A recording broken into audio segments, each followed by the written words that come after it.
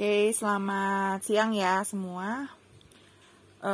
Kita mulai ya, langsung ke pelajaran biologi. Ini masih ngelanjutin yang pas review UN ya. Untuk yang tryoutnya Miss belum cek. Jadi kalau misalnya kita udah cek, setelah ini kita ntar Miss bahas yang kalian banyak salah yang mana gitu yang kemarin pas tryout ya. Oke, bisa lihat di sini sekarang. Kemarin kan terakhir itu adalah yang mengenai protista ya, jamur. Nah, kita lihat sekarang contoh soal UN, masih klasifikasi ya, karena banyak kan kelas 10 itu kan isinya klasifikasi. Nah, sekarang kita adalah mengenai ciri-ciri kelompok tumbuhan.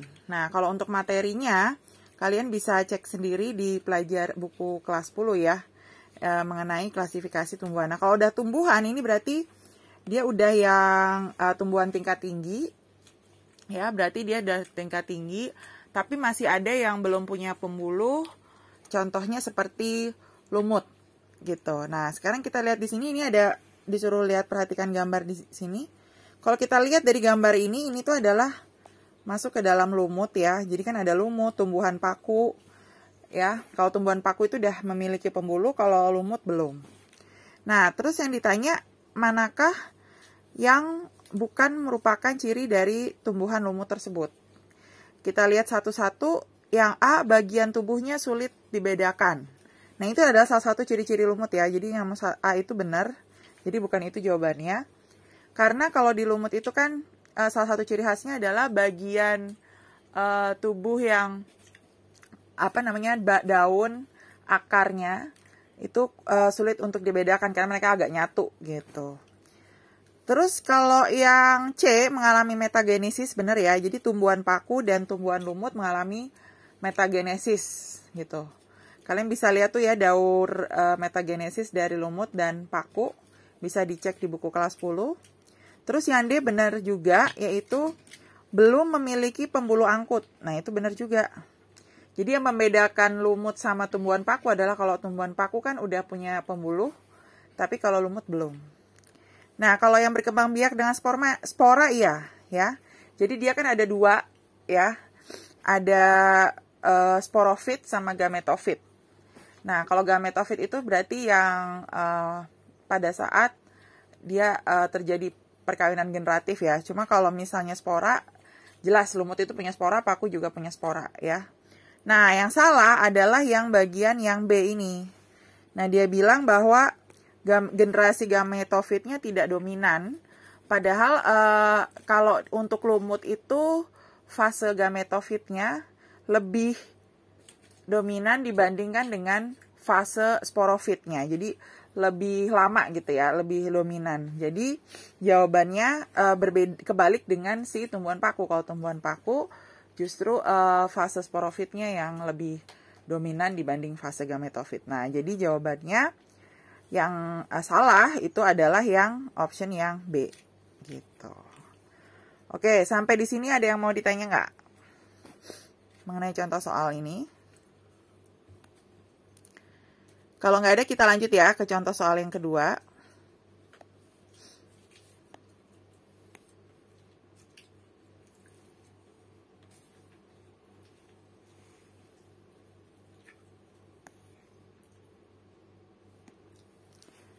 Nah, sekarang kita lihat contoh yang soal yang kedua. Nah, kita lihat contoh soal kedua. Ini ada penampang pada monokotil ya, pada batang monokotil. Nah, kita bisa lihat di sini. Yang ditanya fungsi dari bagian yang ditunjukkan oleh nomor 2. Nah, kalau kamu bisa lihat di situ ya, kita ini deh. Kita lihat yang nomor 2. Nah, nomor 2 itu di agak dalam, tapi bukan di ujung pangkal ya. Kalau yang nomor 5 kita udah tahu nih, kalau 5 itu paling ujung. Nih ya, agak paling di luar ya. Itu adalah epidermis. Ya, bagian yang paling luar itu ini adalah epidermis. Nah. Terus bagian yang dalam, bagian yang nomor 1 itu adalah menunjukkan, yang bagian dalam bukan ya, maksudnya nomor 3. Nomor 3 itu adalah menunjukkan stele ya. Nomor 3 itu stele. Nanti ada cortex itu sebelum stele. Nah, nomor 1 dan 2 itu adalah pembuluh. Kalau kamu lihat di sini, nomor 1 itu lebih dalam dibanding nomor 2. Diingat aja tuh kalau misalnya pembuluh itu kan ada 2, ada xilem sama phloem. Nah, yang dalam itu hurufnya itu ya huruf X. Kalau yang agak luar itu adalah huruf F, kan karena huruf F lebih dulu dari huruf X. Jadi yang nomor 2 itu adalah phloem. Kalau yang dalam ya, agak ke dalam ini yang sini itu adalah si xilemnya. Nah, diingat juga kalau fungsi dari phloem itu adalah F ya, mengangkut hasil fotosintesis. Kan ada 2, ngangkut dari bawah atau ngangkut dari atas. Nah, kalau F itu kita ingatnya ya, kalau phloem itu fungsinya adalah dari kata huruf F. F itu apa? Fotosintesis. Oh, berarti dia ngangkut dari daun ke seluruh tubuh. Sedangkan xilem itu kebalikannya. Berarti dia mengangkut air ya dari yang akar, dari bawah ke atas gitu ya. Jadi ingatnya gitu aja kalau misalnya susah bedain antara phloem sama xilem. Jadi yang ditanya ini kebetulan adalah yang nomor 2. Yang di luar. Berarti yang di luar itu adalah F, si phloem. Nah, fungsi dari pembuluh phloem itu adalah mengangkut, nah langsung ada kan jawabannya, mengangkut hasil fotosintesis gitu. Sedangkan kalau yang nomor 4 tadi ya, stele, nomor 4 ini adalah tadi Miss belum tulis cortex gitu ya. Nah, untuk lebih jelasnya kalian bisa cek lagi buku kelas 10 ya, mengenai bagian-bagian tumbuhan. Ada yang monokotil, ada yang dikotil. Kalau dikotil tuh lebih jelas ya kelihatannya. Kalau misalnya monokotil itu dia bagian selenya tuh kayak menyebar gitu ya. Jadi nomor 2 itu jawabannya adalah yang C. Oke, sampai di sini ada yang mau ditanya nggak?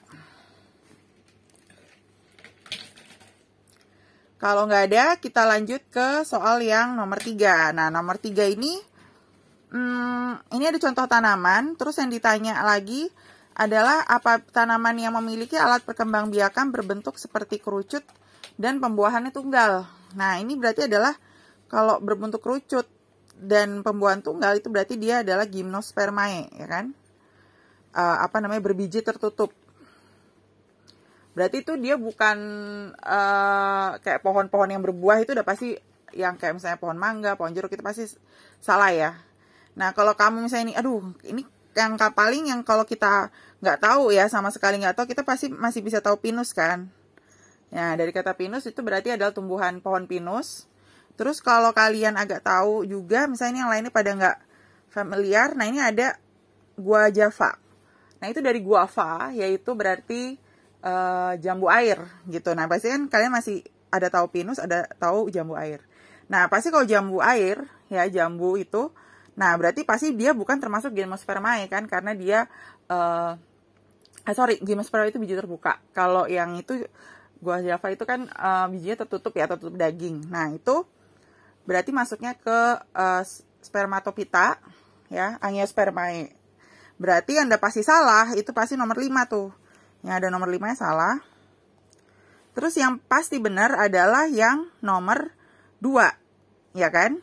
Yang udah pasti benar adalah yang nomor 2. Nah, cuma kalau kalian kan ini kan kita juga nggak bakal tahu semua nama ilmiah kan ya. Nah, sekarang kita lihat. Ini nomor 3 ada ficus. Terus nomor 4 juga ada ficus. Berarti apapun itu ya, si nomor 3 dan 4 pasti mereka kan sama genusnya. Nah, kalau sama genusnya harusnya jawabannya 3 dan 4 ya kan? Harus mereka kan karena sama genus pasti mereka sama, pasti jawabannya 3 4. Tapi masalahnya kita udah tahu nomor 2 itu udah pasti benar si pohon pinus ya kan? Karena pohon pinus itu ada salah satu contoh yang paling terkenal dalam si gymnospermae. Nah, udah berarti kalau gitu kita bisa bikin apapun si 3 nomor 4 itu pasti salah. Nah, berarti jawaban yang benar, kita nggak tahu nomor 1 apa, tapi 2 ada pasti benar, ya udah jadi jawabannya 1 dan 2. Jadi kalau nomor 1 itu, ya sebenarnya nomor 1 itu adalah damar, pohon damar. Nah, kita kurang familiar. Terus kalau ficus itu adalah karet. Ini jenis-jenis pohon karet ya. Nah, Kalau pohon karet itu udah jelas bukan, dia pasti kan dikotil kan tidak termasuk di Gymnospermae, tapi masuknya ke Angiospermae. Berarti ya udah jawabannya benar adalah 1 dan 2. Nah, itu salah satu trik ya, cara kalau misalnya kita nggak tahu sama sekali mengenai nama ilmiah, tapi pasti ada beberapa yang kita tahu gitu ya, kita paham. Oke, sampai di sini ada yang mau ditanya nggak? Sebelum Miss lanjut ke contoh soal selanjutnya. Oke, kalau nggak ada berarti kita lanjut ya ke contoh soal selanjutnya.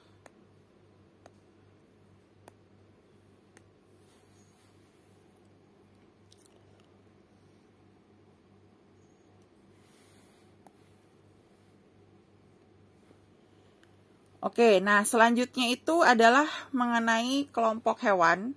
Tapi yang di sini itu belum yang termasuk yang vertebrata ya, berarti masih yang invertebrata.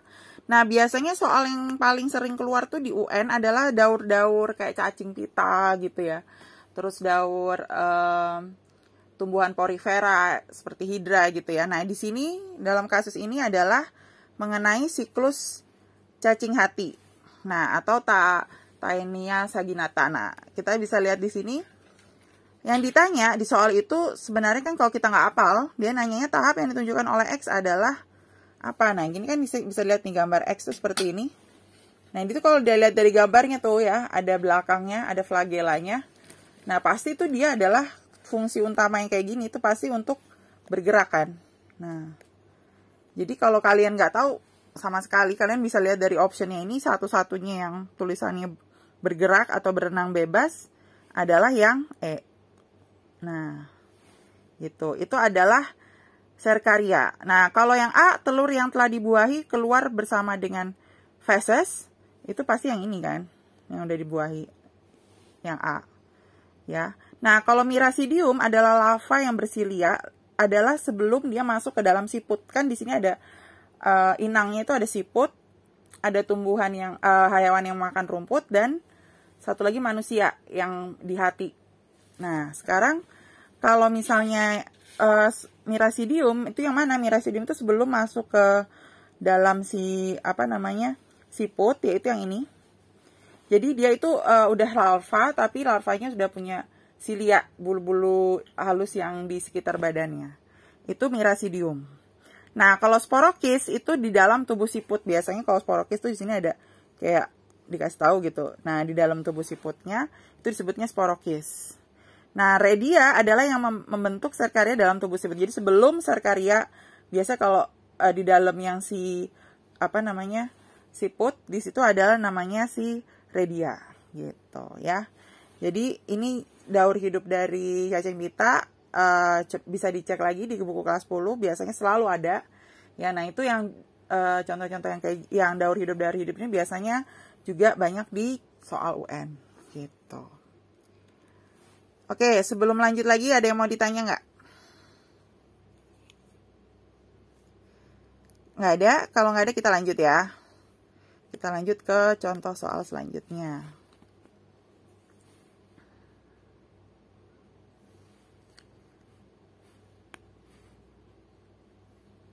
Nah, ini juga, ini benar-benar teori ya, jadi kita harus cek lagi di buku kelas 10.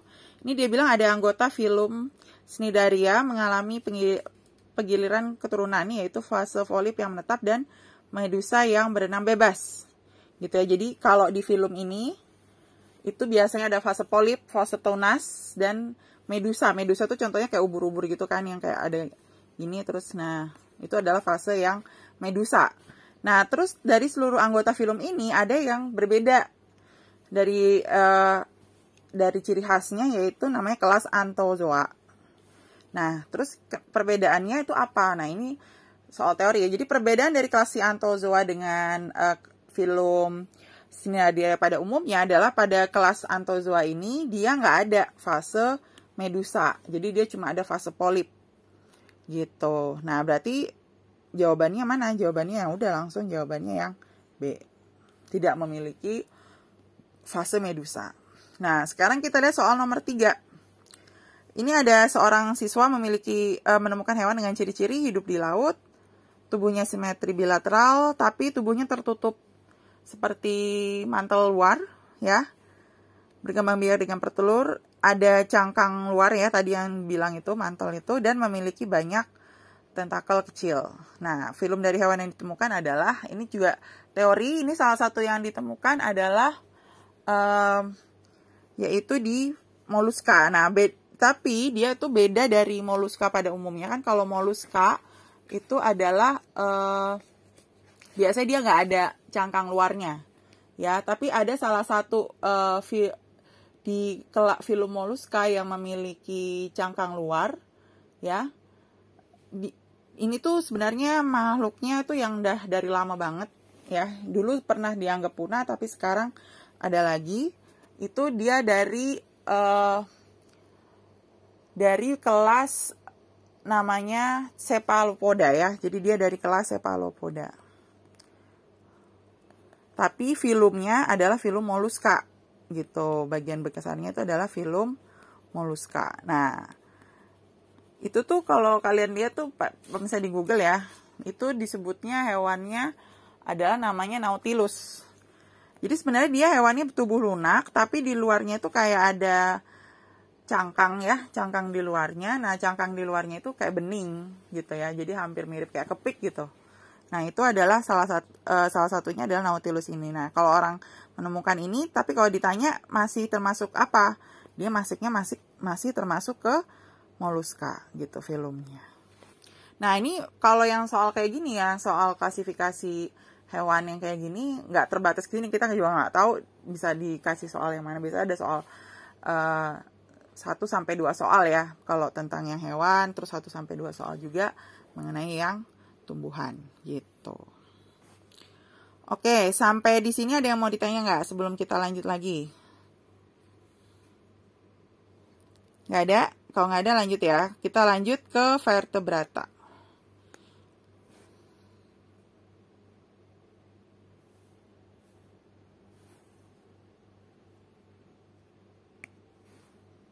Nah, sekarang kita masuk ke vertebrata ya. Kalau vertebrata kan tahu ya ada 5.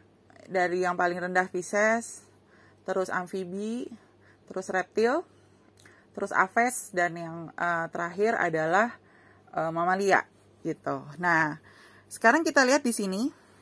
Ini ada gambarnya jelas ya, ada gambar jerapah, sapi, dan gambar kambing. Kita bisa lihat di sini ordo dari kelompok hewan tersebut serta dasar dari pengelompokannya.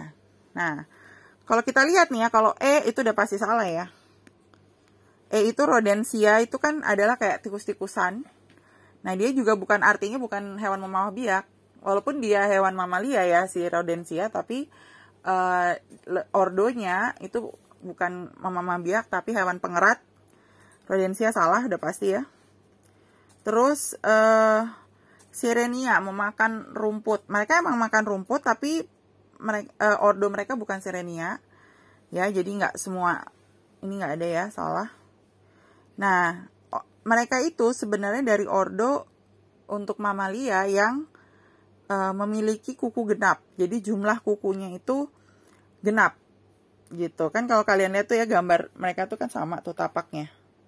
Nah ya, berbeda dengan kayak kanguru gitu ya. Kalau kanguru itu dia berkuku ganjil. Nah, berarti kita cari aja yang mana tuh yang berkuku genap. Ya, jawabannya pasti yang D. Kalau yang C udah pasti salah. Karena tidak memiliki plasenta, nggak mungkin lah ya. Semua yang hewan mamalia pasti memiliki plasenta gitu ya. Karena kan pas dia dalam proses hamil itu pasti harus ada plasentanya kalau untuk mamalia. Gitu ya. Jadi jawaban nomor 1 itu jawabannya yang D. Ya, jumlah total kukunya itu kan dia kayak kukunya saya ada 4 nih, ada 4 kaki, kukunya 1 kan, dia cuma nyatu, cuma kepecah dari 2 aja setiap jarinya, gitu. Oke, sampai di sini ada yang mau ditanya nggak? Kalau nggak ada, kita lanjut ke selanjutnya ya.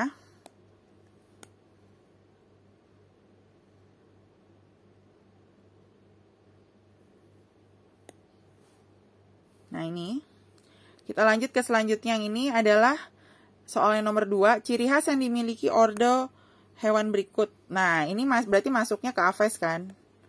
Ya, karena termasuk burung-burungan, tapi dia masuk ke ordo apa? Nah, dia itu masuk ke ordo